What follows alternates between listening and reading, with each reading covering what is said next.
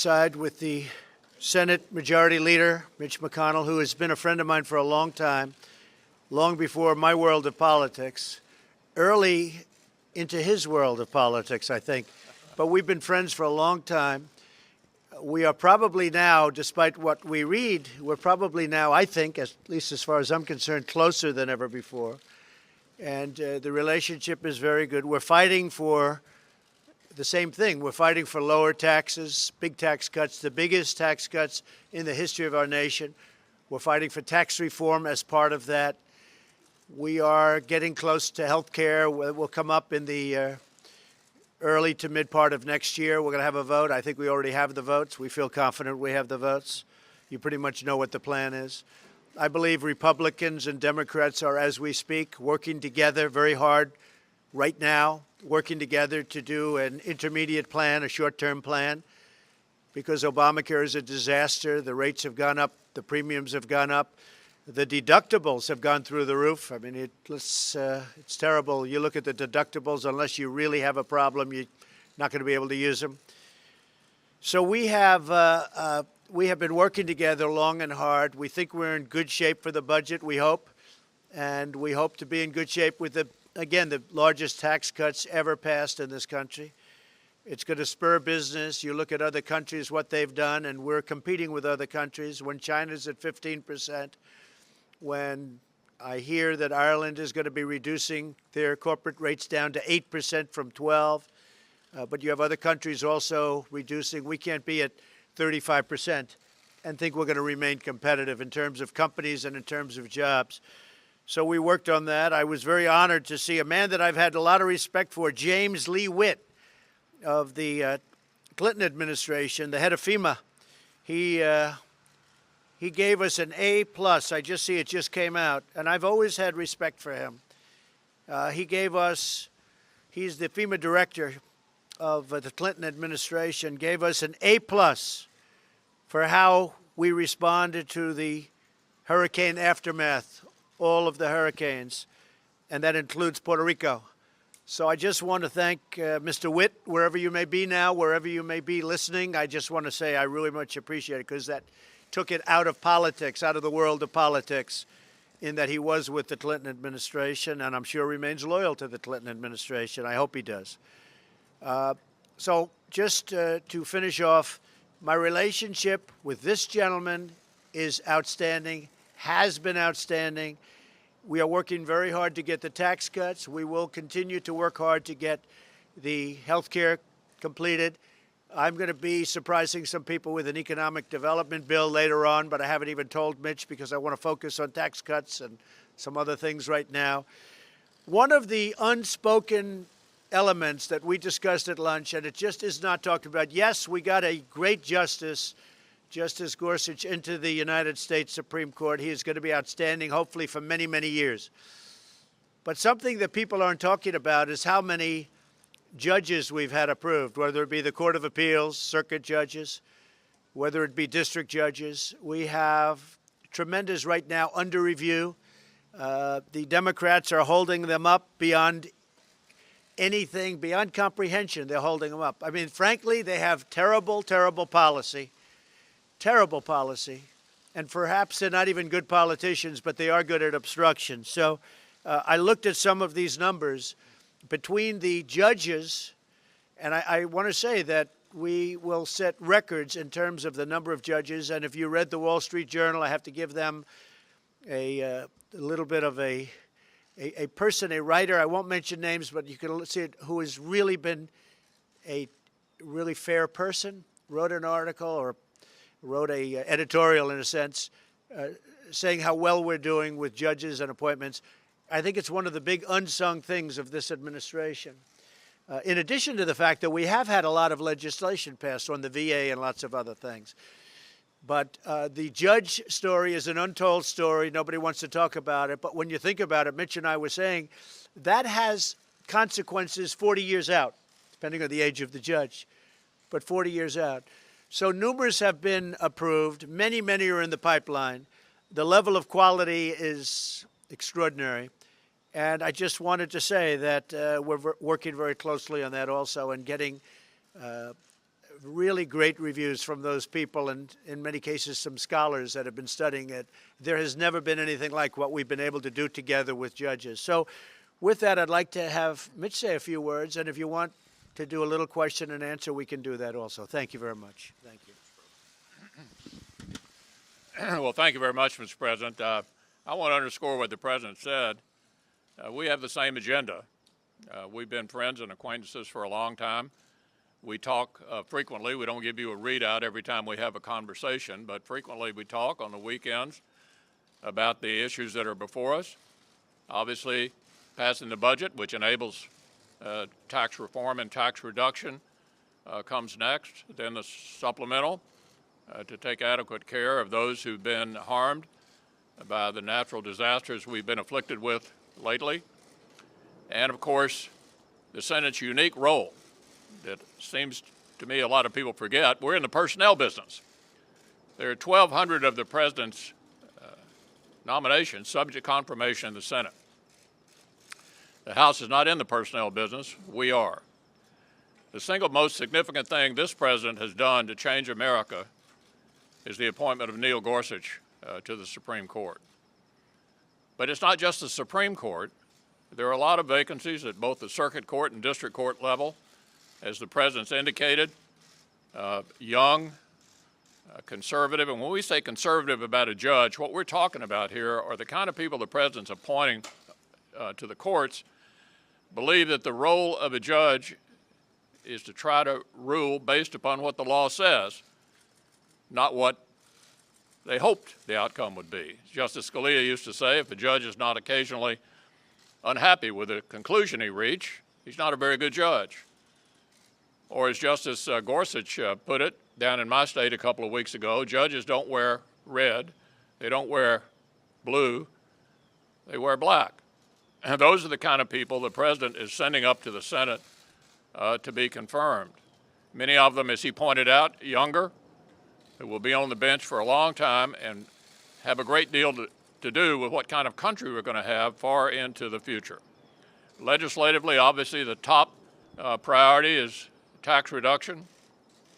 And I think what the President and I would both like to say to you today, contrary to what some of you may have reported, we're together totally on this agenda to move America forward.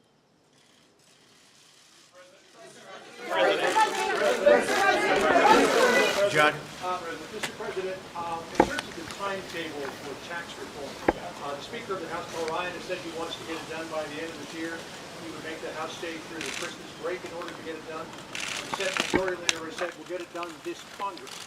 Would you be okay if tax reform were not passed until next year as opposed to this year? Well, I would like to see it be done this year, John. I would like very much to see it be done this year. So we won't go a step further. If we get it done, that's a great achievement. But don't forget, it took years for the Reagan administration to get taxes done. I've been here for 9 months, a little more than 9 months. I can say the same thing for health care. If you look at Obama, first of all, you look at Clinton, they weren't able to get it done. You look at other administrations, they weren't able to get it done. President Obama, after a long period of time, was able to finally push it through, but push through something that's now failed, really failing badly.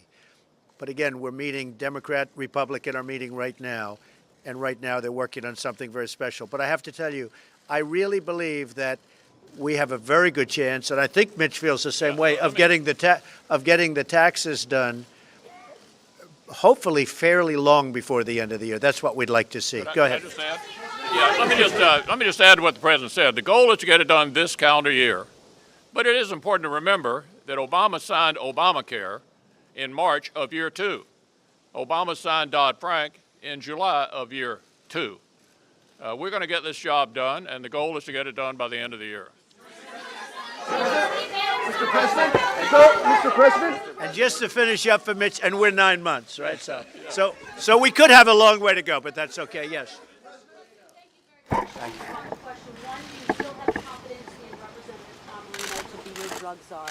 And on health care, in a recent tweet, you said, the only problem I have with Mitch McConnell is that after hearing repeal and replace for 7 years, he failed. That should never have happened. Do you still think Well, he failed? let's go to the second part of your reform? question with Mitch. Again, we've been doing health care for really 7 months, and probably 6 months if you think about it, because we started and probably a total of 6 months. Others were 2.5 years and much more than that. Others were 8 years and they didn't get it passed.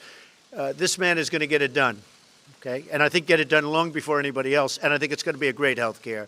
As far as Tom Marino, so he was a very early supporter of mine, the great state of Pennsylvania. He's a great guy. I did see the report. We're going to look into the report. We're going to take it very seriously because we're going to have a major announcement probably next week on the drug crisis and on the opioid massive problem. And I want to get that absolutely right. This country, and frankly, the world has a drug problem. The world has a drug problem, but we have it, and we're going to do something about it. So I'm going to have a major announcement on that problem next week. We're going to be looking into Tom. Thank you, Mr. President. Trey Yanks with One American News. I'd like to ask you, do you support the plan by people who previously served in your administration, such as Steve Bannon, to primary Republican candidates in the 2018 elections who do not support your agenda? Well, I have a very good relationship, as you know, with Steve Bannon. Steve's been a friend of mine for a long time. I like Steve a lot. Steve is doing what Steve thinks is the right thing. Some of the people that he may be looking at, I'm going to see if we talk him out of that because, frankly, they're great people. What Mitch will tell you is that maybe with the exception of a few, and that is a very small few, I have a fantastic relationship with the people in the Senate and with the people in Congress. I mean, I have with our House of Representatives. I have a great relationship with political people. If you read the papers, you think I'm like on one island and they're like on the other. Well, it's not the way it is. We have a fantastic relationship. I'm friends with most of them, I can say, and I don't think anybody could have much of a higher percentage, but I'm friends with most of them. I like and respect most of them, and I think they like and respect me. Just so you understand, the Republican Party is very, very unified. When we get things approved, we have to go through hell because we have no Democrat support. We have nobody. We don't have a vote from the Democrats. As an example, massive tax cuts. We may not get any Democrat votes. Now, we also may get 3 or 4. But we may get no for massive tax cuts. We're the highest tax country in the world. And yet we may get no Democrat support. And that's because they're obstructionists. And they just basically want us to do badly. But that's not going to happen. Yes, go ahead.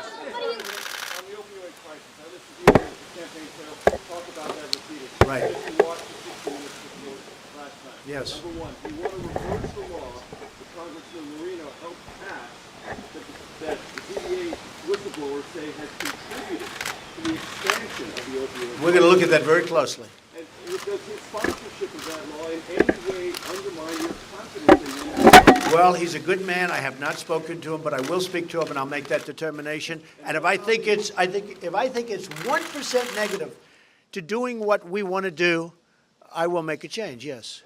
Mr. McConnell. Wait 1 second, yes. What about declaring a written national emergency for this crisis? You talked about it, but We are going to be doing that next week.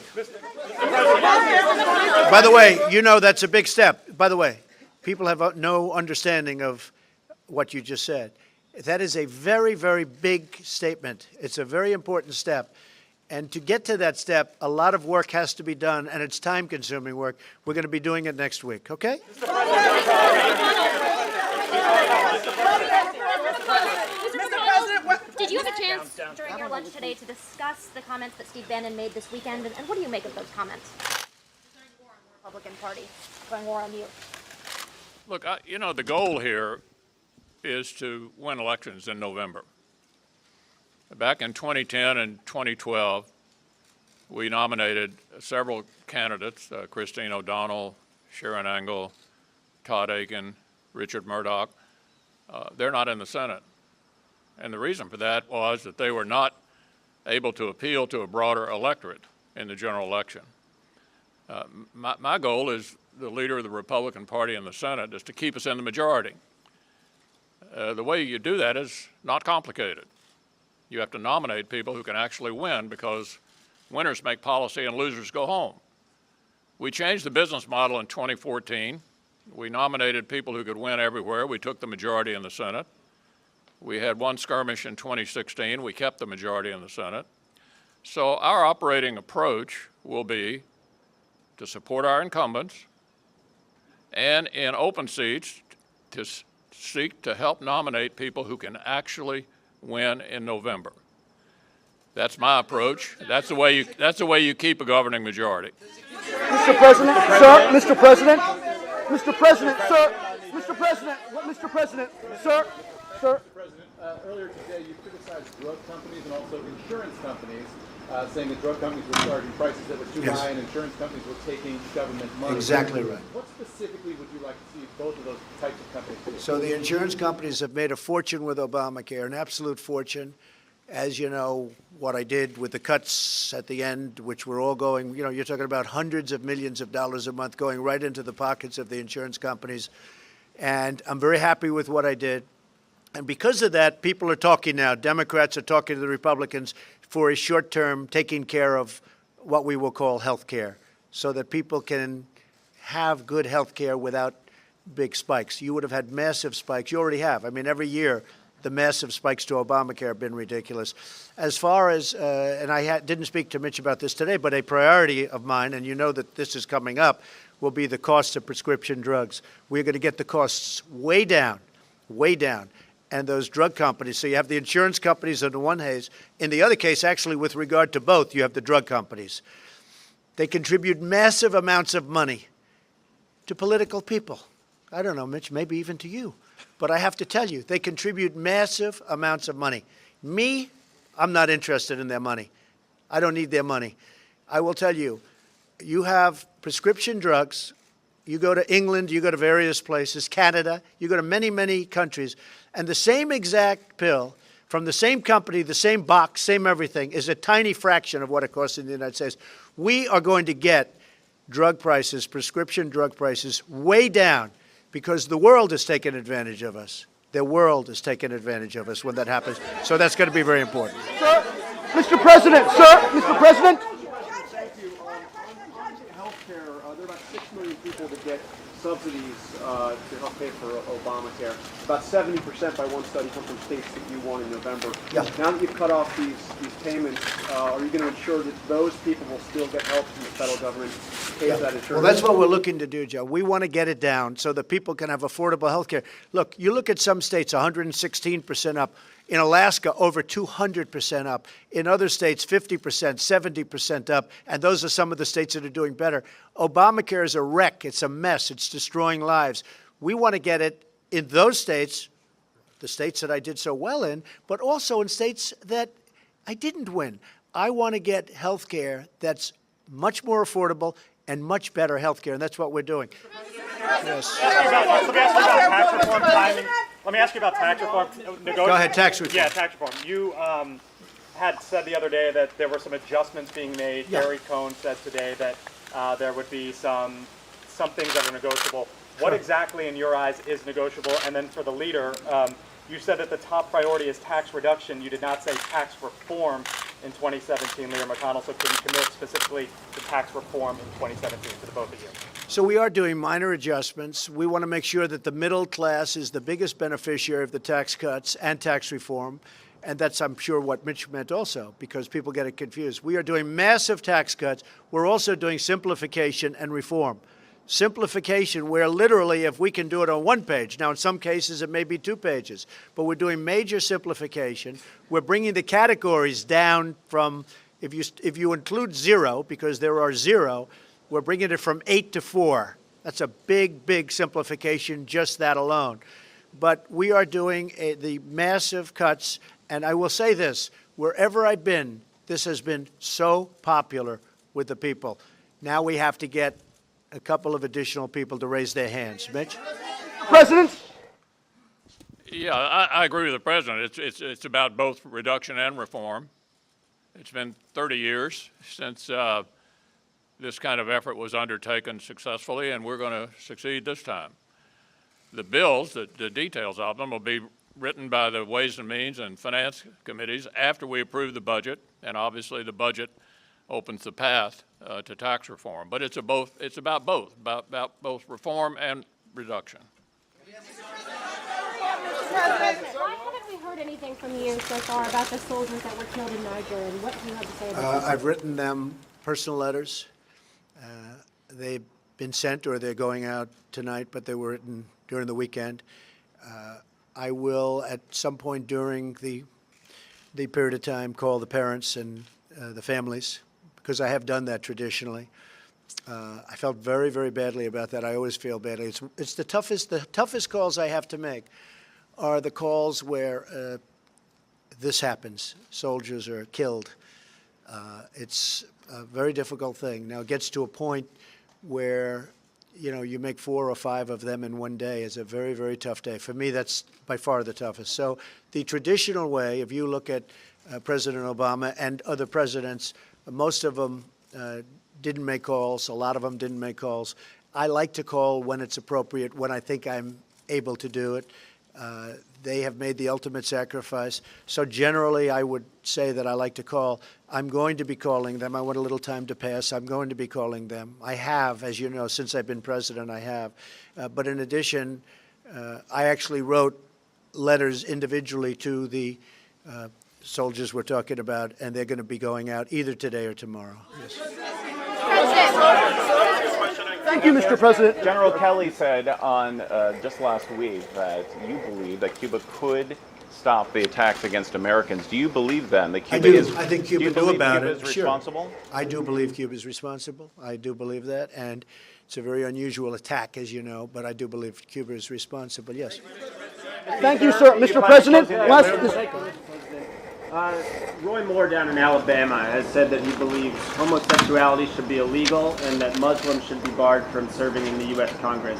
What makes you comfortable with someone with those beliefs serving in the U.S. Senate? And the same question to you, Mr. Leader.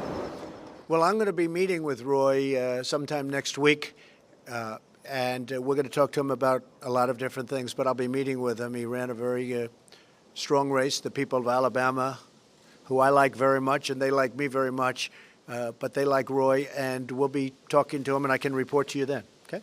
Mr. President, sir. Mr. President. Mr. President, sir. Go ahead. Mr. President, this is a question for you and for Leader McConnell. Following up on your comments on judges, one of the issues outstanding right now is whether the Senate Judiciary Committee will keep its tradition of blue slips.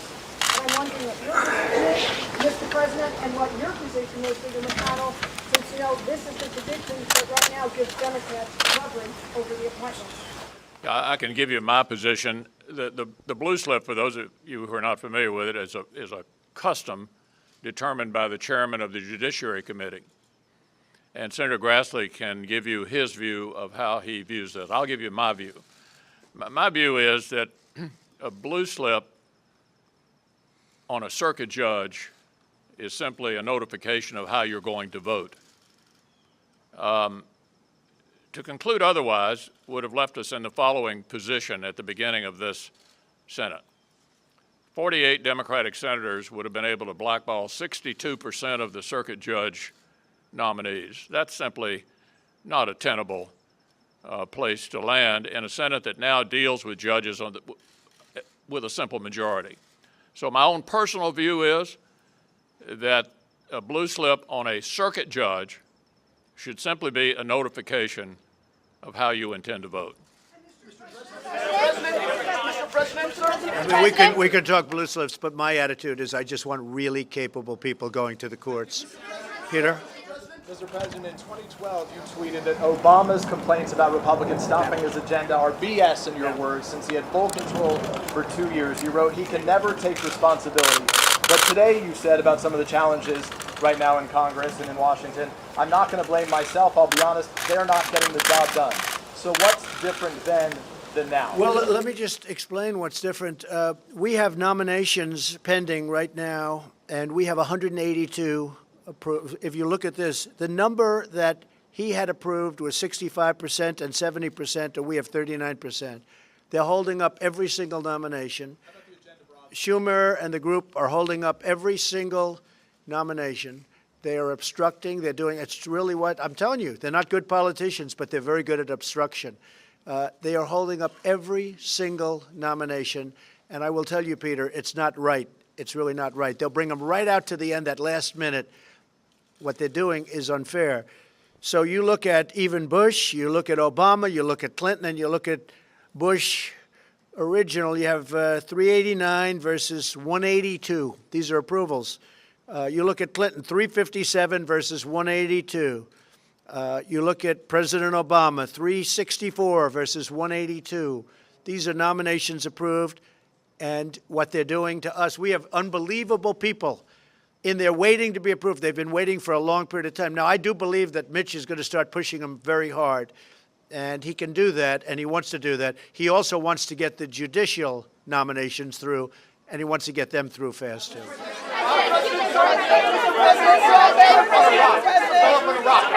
Go ahead, John. Go ahead, John. Could I just follow on that, if I could? You seem to have a budding spirit of cooperation with the Senate Minority Leader and the House Minority Leader when it came to the budget, when it came to this idea of finding a fix for DACA. But every proposal that you have floated since then, they have very critically rejected. So where is this relationship? Well, I hope to have a relationship. If we don't, we don't. I mean, we have races coming up, and as you know, in a year from now, I think we're going to probably do very well. I can say this, if we get taxes approved, we're going to do unbelievably well. Many of the senators are running in states that I won by massive amounts, over 20%, sometimes 30%, I guess in one or two cases by over 40% over the Democrat. Well, we're going to let you know that I would like to give you that answer in about 7 years from now. Is that okay? Mr. President, sir. Meaning 1 + 7. I hope to be, John, I hope to be able to, because I like the concept of bipartisan. But right now they are doing nothing but obstructing. And really, you know, if you think about it, they're against major tax cuts that's going to make our country stronger and more competitive. That's a hard thing to win an election on. And I believe that some Democrats will be voting for us when it comes to the tax cuts. Mr. President, sir. What about this economic development bill that you mentioned? I'm going to be proposing an economic development bill in the not-too-distant future. I want to get tax cuts obviously done first, maybe even the health care, but I think somewhere either in between or shortly thereafter, I'm going to be developing an economic development bill that will put us so far ahead of other countries, you will not even believe it. That'll be very important. Mr. President, sir. Sir, Mr. President, sir. Thank you, Mr. President. Last week, your administration made two major announcements on rolling back the Iran deal and getting rid of the cost-sharing reductions as part of Obamacare. And a lot of criticism has been leveled at your administration, saying that really all you're doing is— And a lot of praise. Fair enough, sir. Rolling back, a lot of what you're doing is simply rolling back everything your predecessor accomplished. Is there a single policy of your predecessor that you specifically do not want to touch, sir? Well, we're very opposite in terms of incentives and incentives for jobs and other things. And if you look at what's happened, we just hit a new high today again in the stock market. We've picked up, Mitch, it's as of this moment, $5.2 trillion in stock market value. We have the lowest unemployment rate in, I believe it's almost 17 years. We're doing well. We're going to be doing immigration work that's going to be outstanding, and we're going to have people coming into our country based hopefully on a merit system, not just coming in randomly, but they're going to be coming in based on a merit system where they can help us, because I have companies moving into this country. You saw what happened with the automobile industry last week with 5 major plants. We have companies pouring back into this country for the first time in anybody's memory. We are actually going to be fairly soon at a point where we're going to need workers. Our country is going to do so well, but the tax cuts are going to be a major, major part of it. You want to keep in place, though? Is there a single policy you keep in place? Not too many, I must say. It's the opposite side of the spectrum. Sir, if I could follow up on All right, Peter, go ahead, Peter. Earlier you said that President Obama never called the families of fallen soldiers. How can you make that claim? I don't know if he did. No. I was told that he didn't often, and a lot of presidents don't. They write letters. I do. Excuse me, Peter. I do a combination of both. Sometimes it's a very difficult thing to do, but I do a combination of both. President Obama, I think, probably did sometimes, and maybe sometimes he didn't. I don't know. That's what I was told. All I can do is ask my generals. Other presidents did not call. They'd write letters, and some presidents didn't do anything. But I like the combination of I like when I can the combination of a call and also a letter. Here, Mr. President. Here, Mr. President. Mr. President, thank you. Sorry. If it would help you, sorry. One at a time. Go ahead. Thank you. If it would help you, if it would help Special Counsel Robert Mueller get to the end of the Russia investigation. Well, I'd like to see it end. Look, Would you the whole agree to Russian an thing was an special excuse. counsel Excuse if me. your legal Excuse team me. is advising The whole Russian thing was an excuse for the Democrats losing the election, and it turns out to be just one excuse. I mean, today Hillary blamed Nigel Farage. That one came out of nowhere. So that was just an excuse for the Democrats losing an election that, frankly, they have a big advantage in the Electoral College. They should always be able to win in the Electoral College, but they were unable to do it. So there has been absolutely no collusion. It's been stated that they have no collusion.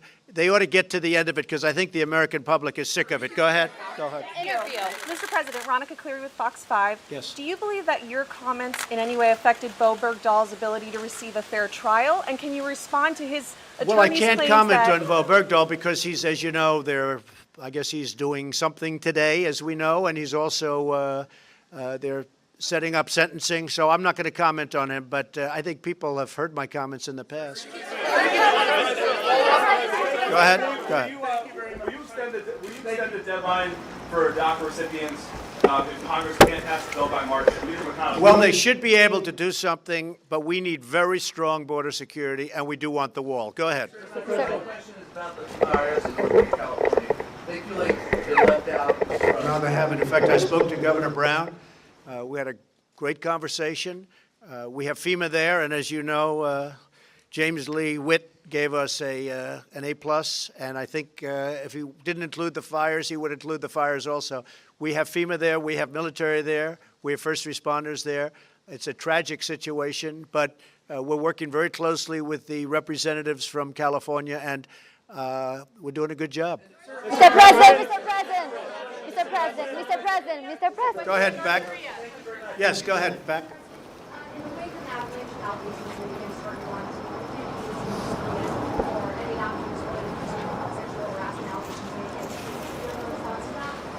All I can say is it's totally fake news. It's just fake. It's fake. It's made up stuff, and it's disgraceful what happens. But that happens in the world of politics. John. Mr. President, on the wall, are you going to insist that we must have wall funding before you sign something for the Dreamers or spending for the rest of the year? Our country needs a wall.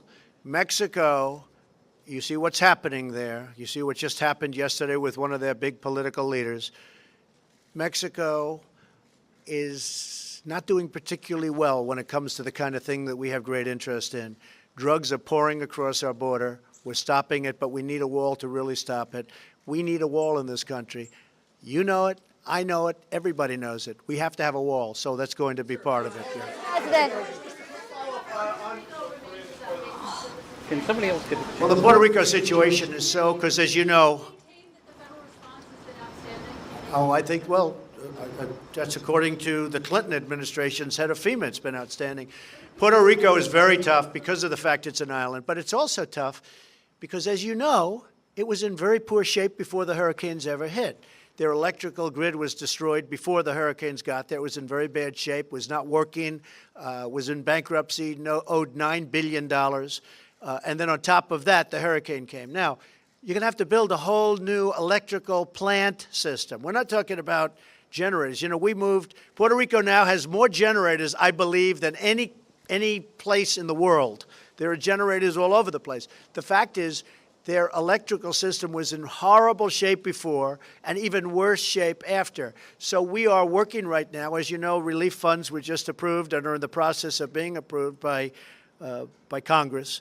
And that includes Texas, by the way. That includes Florida. And it also includes Puerto Rico, the U.S. Virgin Islands, et cetera. But it was in really bad shape before. We have done, I will say this, we've delivered tremendous amounts of water. Then what you have to do is you have to have distribution of the water by the people on the island. So we have massive amounts of water. We have massive amounts of food. But they have to distribute the food, and they have to do this. They have to distribute the food to the people of the island. So what we've done is we now actually have military distributing food, something that really they shouldn't have to be doing. But if you look at the governor, who's a good man, by the way, but you look at the governor of Puerto Rico, he himself has said we've done an outstanding job, and most people have said we've done an outstanding job. But Puerto Rico is a very tough one. Yes, go ahead. The 20-week abortion ban bill, how important is this bill to you, and what are you doing to work with Leader McConnell to make sure this gets to the Senate? Well, I'll let Mitch. You want to talk about that, Mitch? Was the question about the 20-week?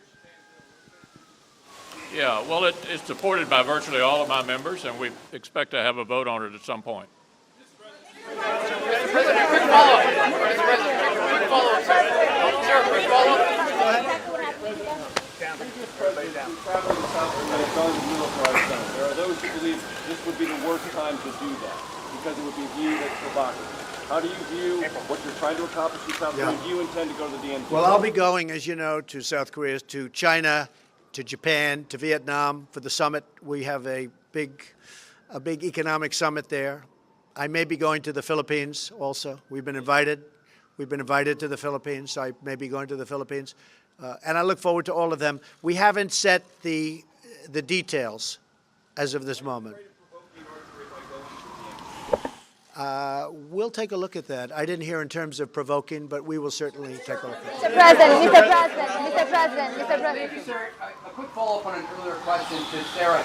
You discussed the special counsel and the investigation currently. Are you considering firing Robert Mueller? No, not at all. And one quick follow-up on Iraq, sir. On Iraq, the Kurdish forces and Iraqi forces last night were clashing in northern Iraq. Are you concerned about a larger conflict in the region while U.S. forces are still advising on the ground? We don't like the fact that they're clashing. We're not taking sides, but we don't like the fact that they're clashing. Well, let me tell you, we've had for many years very good relationship with the Kurds, as you know, and we've also been on the side of Iraq. Even though we should have never been in there in the first place, we should never have been there. But we're not taking sides in that battle, John. In an interview earlier today, Hillary Clinton said that she did not believe that players taking a knee in the NFL was about disrespecting the flag. Complete odds with the way that you have portrayed this. You fired back in a tweet saying that you hope that she runs again in 2020. Why? Oh, I hope Hillary runs. Is she going to run? I hope. Hillary, please run again. Go ahead. So she's at odds with you over whether or not this is disrespecting the flag. Is she right or is she wrong? I think she's wrong. Look, when they take a knee, there's plenty of time to do knees and there's plenty of time to do lots of other things. But when you take a knee, well, that's why she lost the election. I mean, honestly, it's that thinking. That is the reason she lost the election. When you go down and take a knee or any other way, you're sitting, essentially, for our great national anthem. You're disrespecting our flag, and you're disrespecting our country. And the NFL should have suspended some of these players for one game. Not fire them, suspended them for one game. And then if they did it again, it could have been 2 games and 3 games and then for the season. You wouldn't have people disrespecting our country right now. And if Hillary Clinton actually made the statement that in a form sitting down during the playing of our great national anthem is not disrespectful, then I fully understand why she didn't win. I know, I mean, look, there are a lot of reasons she didn't win, including the fact that she was not good at what she did. But I will tell you, that is something that I had just heard about, and I think that her statement in itself is very disrespectful to our country.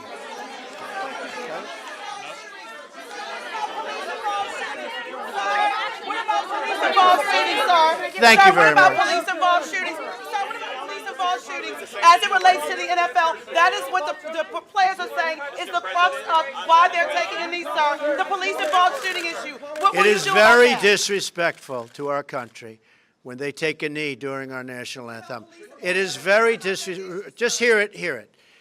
It is very disrespectful to our country when they take a knee during the national anthem, number one. Number two, the people of our country are very angry at the NFL. All you have to do is look at their ratings and look at their stadiums.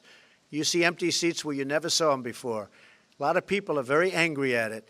It is highly disrespectful. They shouldn't do it. Thank you very much, everybody. Thank you. All right, folks, so the White House press briefing is starting in just a few minutes, so don't go anywhere. We're going to be switching over to the White House press briefing with Sarah Sanders. Like I said, don't go anywhere, and it should be coming up on your screen in just a moment. It was scheduled to start before this happened, but for some reason